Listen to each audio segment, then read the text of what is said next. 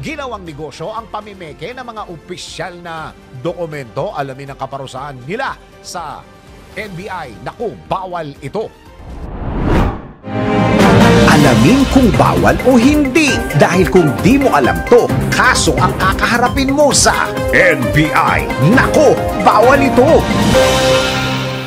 Ginawang negosyo ang pamimeke ng mga opisyal na dokumento? Nako, bawal ito. Bukod sa pamimeke ng pirma, noon pa man ay talamak na ang pamimeke sa iba't ibang dokumento para gamitin sa iba't ibang paraan. Kung minsan ginagamit ito para makapanlin lang ng tao, ginagamit sa illegal na transaksyon o para mapabilis ang mga proseso. Kaya paano kung mayroong pasaway na kawani ng gobyerno at ginawang negosyo ang pamimeke ng dokumento? Nako, alam mo bang labag sa batas yan? Ayon sa Article 171 at Article 172 ng Revised Penal Code, isang krimen ang falsification of public documents o ang pamimeke ng anumang opisyal na dokumento. Mahigpit na pinagbabawal sa batas ang paggamit ng mga kawani ng gobyerno sa kanilang posisyon. Gayon din ang pribadong individual upang makapameke ng public o official documents. Kabilang dito ang paglalagay ng mga detalyeng wala namang katotohanan. Ang sinumang kawani ng gobyerno na masasangkot sa illegal na gawain